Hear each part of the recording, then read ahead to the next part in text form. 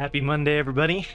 It's the moment I've been waiting for. We finally got the early data for Tarkir, and we waited all this time to tell you that in the number one spot, according to Untapped, is Mono Red Aggro.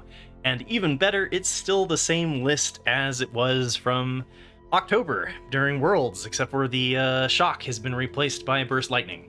But fear not, there is new archetypes coming in the top 8, as well as some interesting things that we're seeing in best of 3. So if you're sick and tired of Mono Red, don't worry, it's not the only deck out and available in the best of 1 meta. So every Monday what I do is my best of 1, best of 3 meta review for Standard, and I use a third-party tracker called Untapped, and this is a way I can kind of remove my own bias. And you know, I've got my own opinions. I've been playing Magic since 94 or 97, sorry, in Portal, and you know, I just absolutely love this game. So this is a passion project, so it is brought to you by my YouTube members, so thank you very much for those who help support this series, if you will. And with that, let's get started. So first up in Tier 1 is Mono Red Aggro, and it is the same list as we covered in Week 6 of Aether Drift, so we won't spend too much time on it. I do want to talk about what best cards to look for in your opening hand in case you are new and absolutely unfamiliar with this archetype and returning to Magic the Gathering. So I found that Heartfire Hero and Manifold Mouse, Hired Claw, and the Monstrous Rage work particularly well in this archetype. And we'll be doing some matchup data a little bit later, but I wanted to just kind of hold off on it for this week, so look for that in the weeks to come, right? In number 2, also in Tier 1, is Izzet Aggro, and this is the new archetype that has gained a lot of popularity.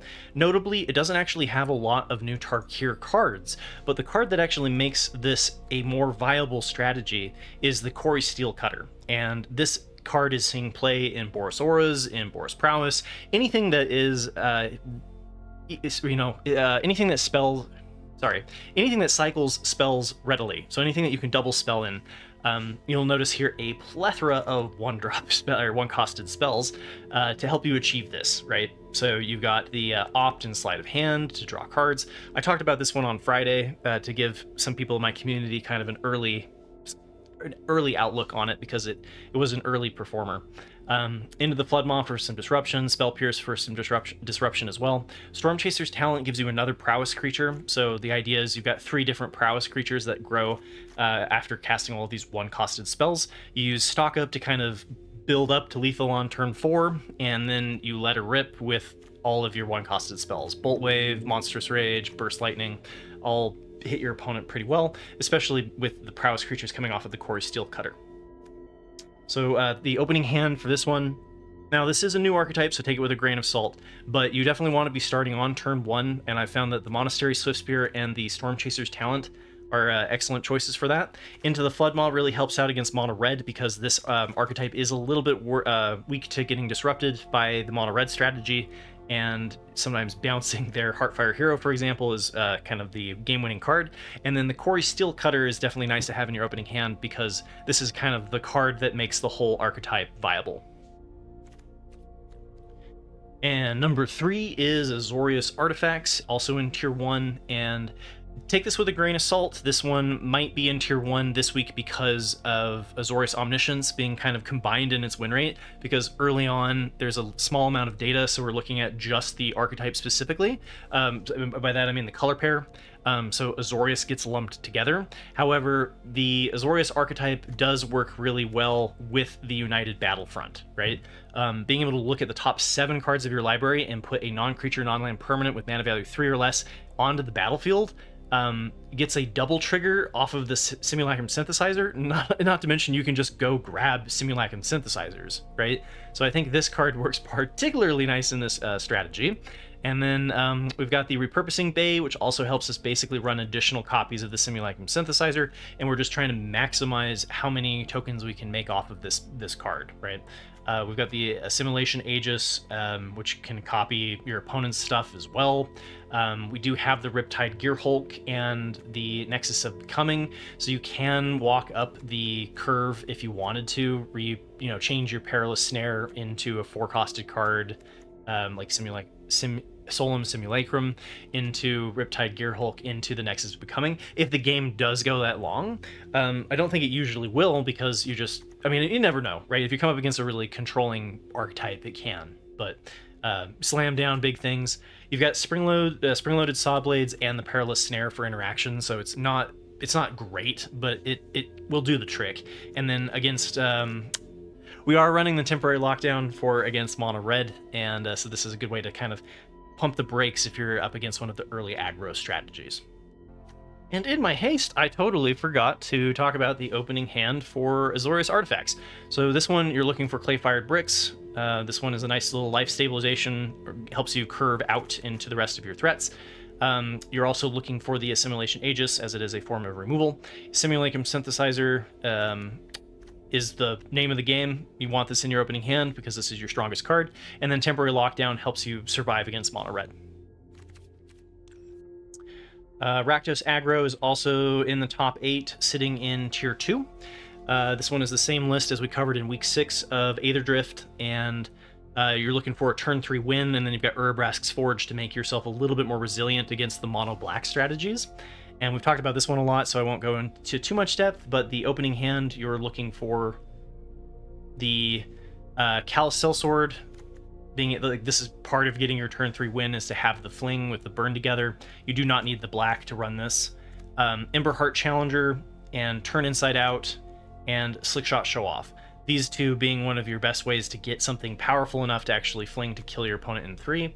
And I do see some lists running a full playset Emberheart Challenger. I see some running more towards the Manifold Mouse. There's a little bits of variation in what's included in the Rakdos Aggro, but you're looking to do something like the Slickshot Show Off and then pump it with 2 spells and fling it for 20 damage. Same thing with the Cacophony Scamp or the Heartfire Hero. Remember, if you fling these, they actually hit for 3 times their power. So you just need to get them up to 7 to hit for 21. Number 5 is Esper Self-Bounce, and this one was also an archetype that existed prior to Tarkir, but we did get a very important change that we will see in Best of 3 as well. And actually, this is not including one of the key synergies of this, right? So the Hex Mage works particularly well with the new card Sun Pearl Kirin. So if we compare this one to week 5, which was the last time we saw the Esper Self-Bounce in the top 8, we can see that we dropped 2 Underground Rivers, 2 Fear of Isolations, as well as 2 Momentum Breakers to bring in the Restless Reef, which is the Manland in Dimir. Brought in an additional copy of Sheltered by Ghosts, and then the 4 copies of the Sun Pearl Kirin. And because the Hex Mage creates a cursed roll, that counts as a token. So if you turn 1 Hex Mage followed by turn 2 Sun Pearl, you remove the cursed roll and draw a card and have the 3/2, right? So I think that combination, you're going to see a lot of it coming up in the next couple of days. So keep that in mind, that craft with care. It's early on into the set. If you want to be really careful with your wild cards, I definitely recommend hanging on to them for the first week or so, maybe even till week 3. When you start getting an idea of like, oh, well, this archetype hasn't changed, right? Like mono red is a very safe craft. It's been that same build since October, right? This one is a little bit more like in the mix of being kind of discovered. Same with the Izzet Aggro and the Azorius Artifacts. Rakdos Aggro is also a safe craft. Take a week off and I get all out of rhythm. So the opening hand for the Esper Self-Bounce deck, you're looking to start on turn 1 as well. So you definitely want some any of these drops, basically, right? So you want your Storm Chaser's Talent, you want your Optimistic Scavenger, your Nurturing Pixie, or your Hopeless Nightmare. Number 6 is Boros Auras, also in tier 2, and is the same list that we covered in week 6 of Aether Drift. The opening hand, in case you haven't heard it before, is Heartfire Hero, Optimistic Scavenger, the Sheltered by Ghosts, and the Manifold Mouse. And this deck has been around for a long time, so this one's also a safe craft. Selesnya Auras also made it into the top 8 this week, although do keep in mind that this is a small sample size. It is the same list that we covered in week 6 of Aether Drift as well. It is kind of the go-to budget build, and it's very popular. Same list as we covered in week 6, so the opening hand, you're looking for Sheltered by Ghosts, since this is basically like, how do we maximize the Sheltered by Ghosts build? by protecting it with ward creatures with the Toadstool Admirer. Calyx is also nice to have in your opening hand because it kind of offsets you from the other Auras strategies like Boros Auras. But because you don't have the ability to continuously grow off of the Heartfire hero, Ethereal Armor then becomes more important to getting the strategy to work, so that you can get out of range of Mono Red's damage-based removal. And in 8th place was Mono Black Midrange. This one not really bringing in any new cards. However, basically the entirety of Aether Drift, we didn't really talk about Mono Black Midrange because in the upper ranks, it struggled against the Azorius Omniscience combo deck, which by no means has disappeared, right? It is still there. It just didn't make it into the top 8 this week. I imagine we'll see it next week. It kind of just depends on the how often the archetype's been being played as well, right? So this one is, there's a slight variation to this. So prior, back in week 12 of Foundations, so the last week of Foundations, we were seeing Soulstone Sanctuary ran instead of the Mishra's Foundries, and Shieldred the Apocalypse was making it in as a one-of. This one is bringing the Duress up to 4, and bringing the Cut Down up to 4, and bringing in the Mishra's Foundries. And this is the more popular build. This is the one that is more commonly seen. I think both have merits. The Soulstone Sanctuary is a little bit more expensive to turn into a creature, but then has the demon synergies. And I find that the Mishra's Foundry helps more against the aggro, where you can trade it off against another creature, than needing the demon synergies off of the Soulstone Sanctuary. So personally, I like this build, but there are others out there, right? So the opening hand for this one, you're looking for Duress, because enemy number 1 is the Azorius Omniscience deck. So being able to get rid of their Omniscience, or no, not their Omniscience, sorry, the Abuelo's Awakening, disrupting their combo is very important. Then your most powerful card is the Unholy Annex. This is really kind of the reason to be playing Mono Black Midrange, in my opinion.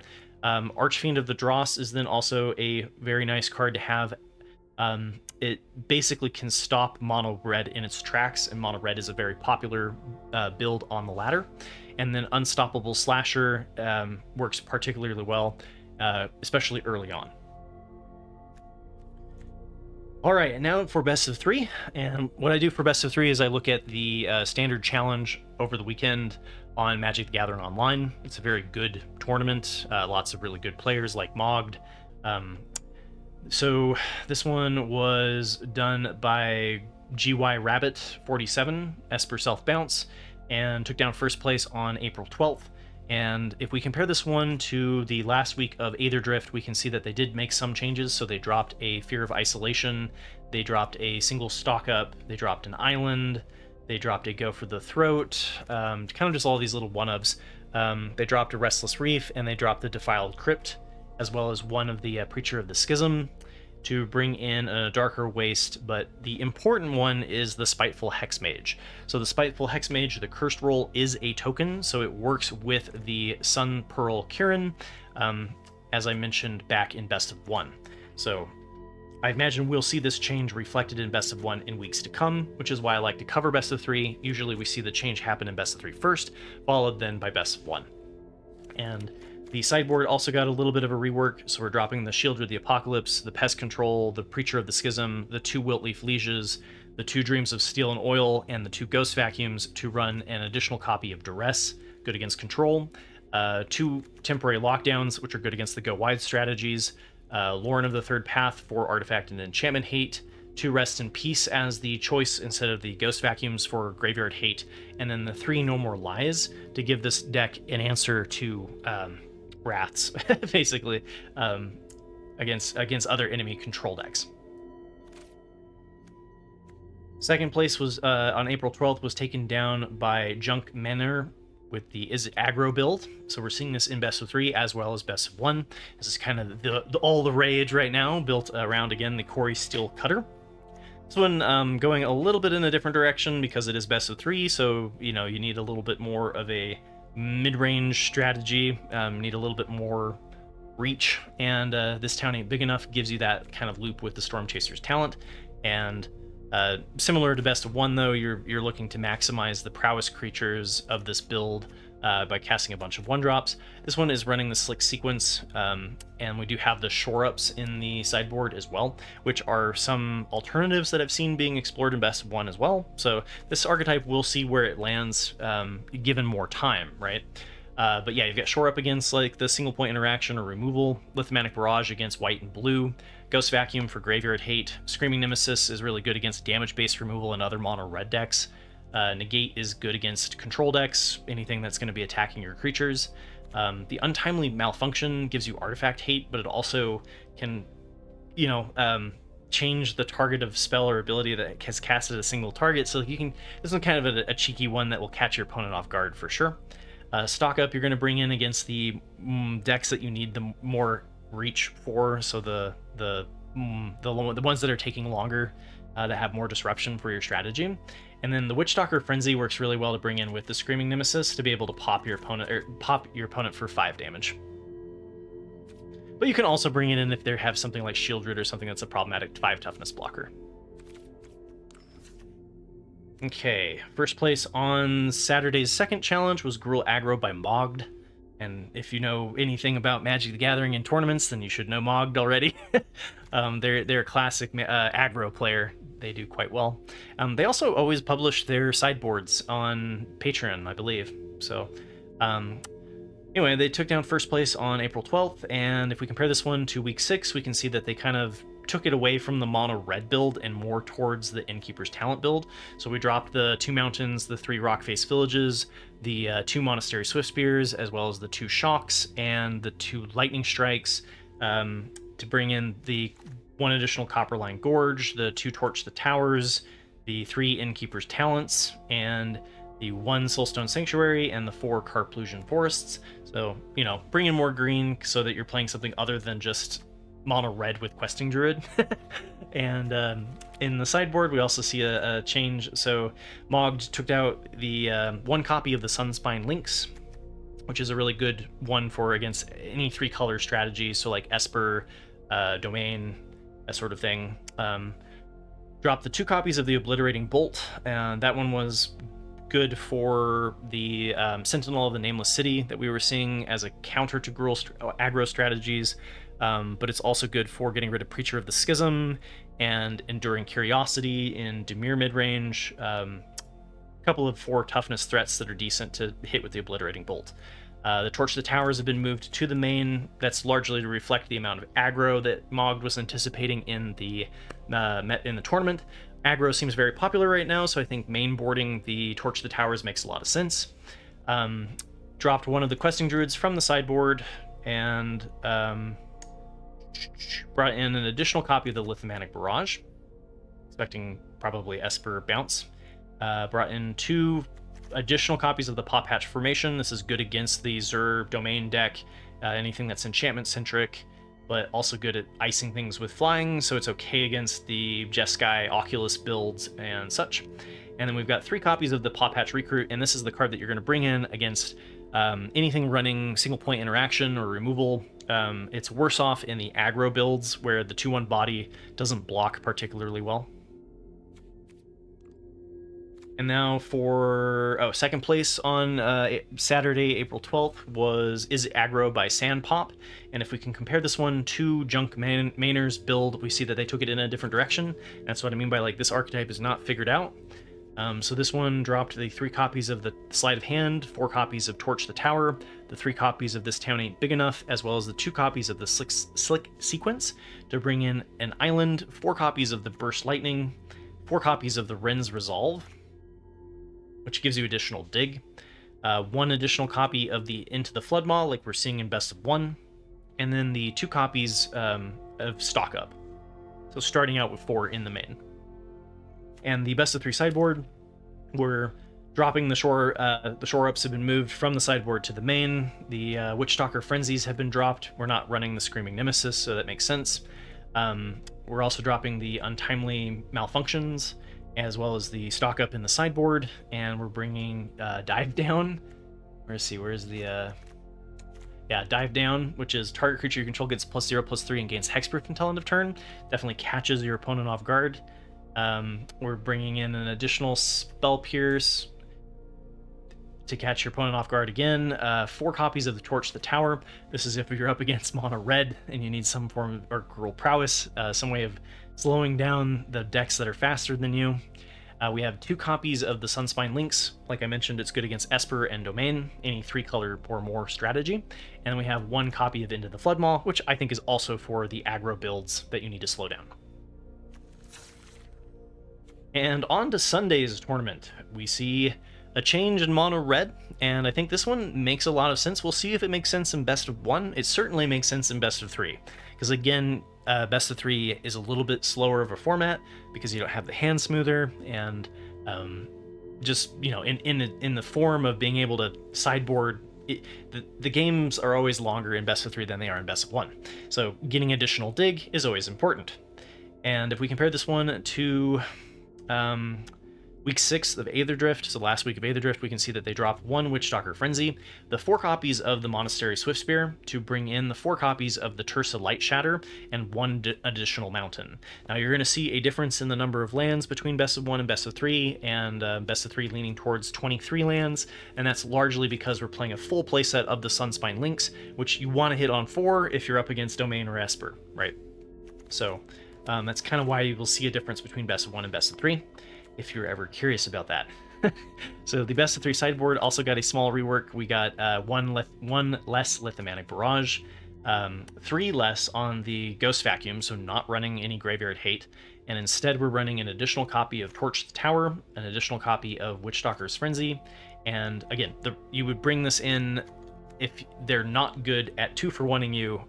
So like if they have Go for the Throat in black, for example, you don't want to Witchstalker Frenzy your Screaming Nemesis, because then they kill your Screaming Nemesis in response and it's a 2-for-1, right? So the better they are at doing that sort of thing, the worse your Witchstalker Frenzies are going to be. If they aren't in black, right, then the Witchstalker Frenzies can come back in, right? 2 copies of Case of the Crimson Pulse. We've seen this one kind of come and go. It depends on the pace of the meta. But this one is really well positioned against Esper Self-Bounce, Domain, Gruul Aggro, anything that needs additional dig, where they're going to bring in like Torch the Tower and try to slow down the game. So then Case of the Crimson Pulse allows you to dig to additional gas so that you can then get through their interaction and win as the game slows down. All right. And last but not least is Mono Red Aggro by Pedro Stone, took down 2nd place. So both of Sunday's tournament were taken down by Mono Red Aggro. If we compare this one to Latoretta's build, we can see that they dropped a single Soulstone Sanctuary to bring in an additional mountain. Sometimes having the 3 Soulstone Sanctuaries and the Rockface Village makes it a little bit awkward to play like your Monstrous Rage and things like that. So I think it kind of comes down to personal preference. And then the best of 3 sideboard also got a very small tweak. We're dropping the 2 copies of the Witchstalker Frenzy and bringing in a Lithomantic Barrage, 4 against Esper, and the Case of the Crimson Pulse. I guess it works, like, Lithomantic Barrage can work okay against Zur too, but it's primarily against Esper. And then an additional copy of Case of the Crimson Pulse, which again, I found to work well against Esper Self-Bounce, Domain, and Gruul Aggro. So with that, thank you everybody for listening to my ramblings. I'm going to try to make these a little bit faster just for my own sanity too. They don't need to be 45-minute long episodes, I don't think.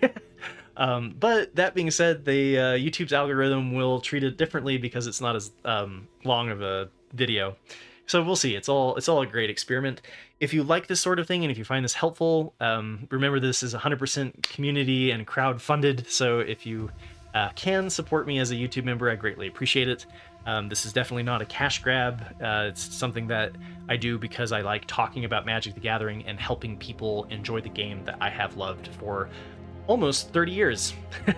So good luck with your RCQs. Good luck. Let me know if you need anything. I'm always happy to talk about sideboard strategies, deck techs, that sort of thing.